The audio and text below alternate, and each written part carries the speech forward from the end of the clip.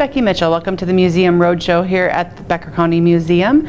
Today we're going to see a story with Russell Kent from Ogama. This story was recorded in 2017. He talks about his experiences growing up training horses with his dad and how he has now passed those reins on to his daughter, Mary Tyken. I grew up with my dad training horses. That was his business. And we always had about 30 head because everybody needed horses. Everybody farmed with horses. So that's what got us through the Depression back in the, what they always called the dirty 30s. Yeah, it was rough, hot.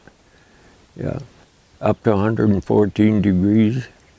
Yeah, so it was hard on horses. And then they also had what they called sleeping sickness. And people's horses would die and they'd come and buy another one. So we always had horses on hand to sell. Well, we raised them. We always had a couple stallions and a few mares. And then in February, my dad would always buy a carload of Broncos from what they call Western horses. And they were bigger than what the Broncos nowadays, because people had come into the areas and have bigger horses, work horses, and they just turn them loose and they got mixed in with the wild breeds. So these horses were always, anywhere from 13 to 1,600 pounds. Guaranteed, supposed to be guaranteed 3- and 4-year-olds when they delivered them. Yeah, they bring them in on the railroad. And then a guy by the name of Mansfield would bring them out here to the farm from the stockyards in town. Yeah, it used to be everything in Ogama at one time. Now there's not too much left. So bring 5 at a time, one tied to the other horse's tail. That's how they delivered them, yeah. We always had those horses all trained by Spring Works. When Spring Works started, so that people that needed horses, they'd buy them. And then we always ended up with everybody's outlaw horse too. They'd spoil a horse or outlaw horse. They'd trade it to my dad for a well-trained horse, and we retrained him. We talked to him and retrained him. We had good luck with them. We never had one that we couldn't drive. Yeah, we worked them all. Well, for a long while I didn't have horses, but then when I retired from milking cows, and I decided, well, I was just going to go back into working horses again, and that's what I've been doing.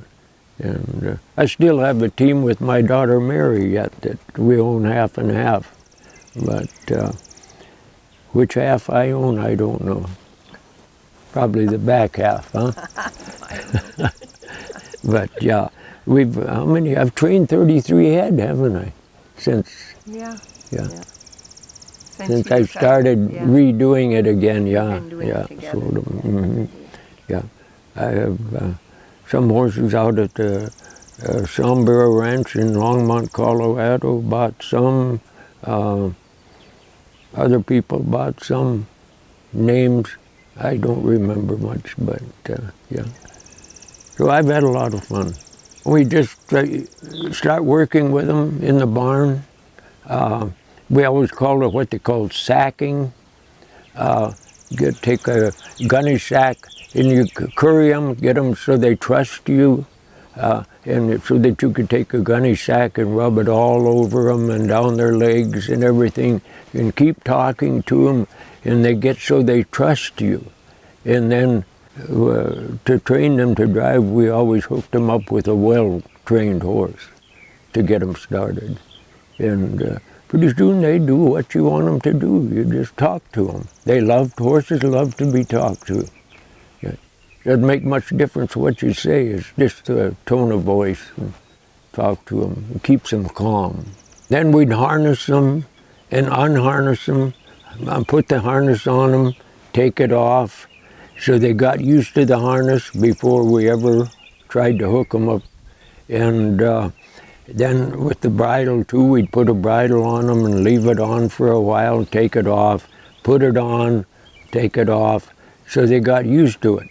everything before we'd ever try and hook them up or to drive them with a team. Lots of times we just put them with a broke horse, and we'd just drive them up and down the driveway. Didn't hook them onto anything, and we just walked behind them and ground drove them.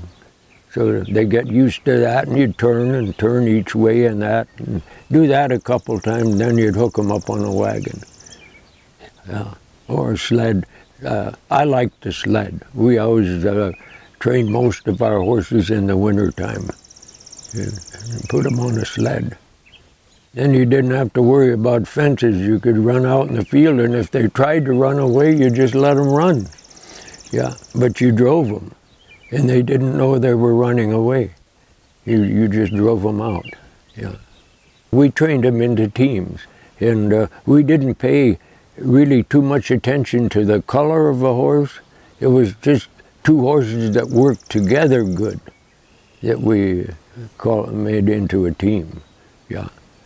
It was just too hard to try and make match-colored teams. You didn't worry about that then.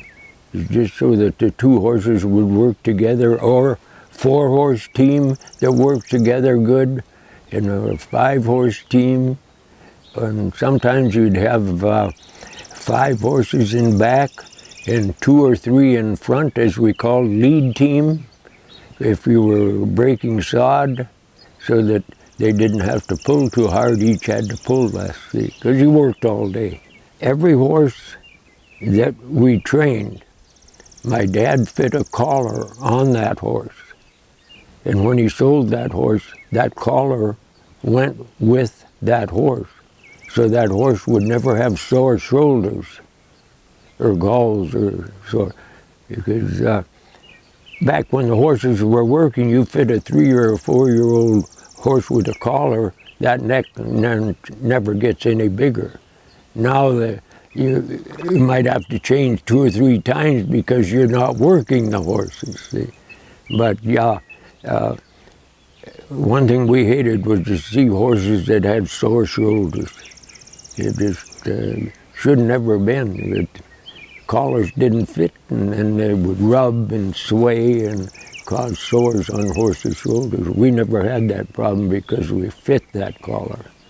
Unruly horses, sure, somebody that had spoiled a horse and we got it, it was very unruly, yes. But we would work with that horse, and we didn't hook it up right away. We just worked with it in the barn, get it like we did the colts and everything, so that horse liked us, trusted us. And then we'd start, just like he was starting a colt, we'd redrive him. And we had really good luck with it. I can remember a beautiful dapple gray we ended up with one time. She was spoiled. And actually, I worked with her. I ended up with her and a brown mare as my work team when I was a kid. I suppose I was 8 or 9 years old, and she worked beautiful for me. But a neighbor wanted her, and my dad didn't want to sell her to him, but he wanted to buy her anyhow, and so he did buy her. And the next day he came in the barn and he says, you got to come and get that horse. She smashed my whole barn up. So I rode a black gelding that Dad had wanted to sell him up to his place, and I went in the barn door and I says, hi, her name was Biddy. I says, hi, Biddy, and she whinnied, and I went in and put the bridle on her and rode her home. And actually the guy bought her 3 times before he decided that he couldn't handle her, that she didn't like him. Horses are funny. Yeah, they each have different traits. But oh, she was beautiful. Join us next week as we continue learning about training horses with Russell Kent and Mary Tyken from Ogama.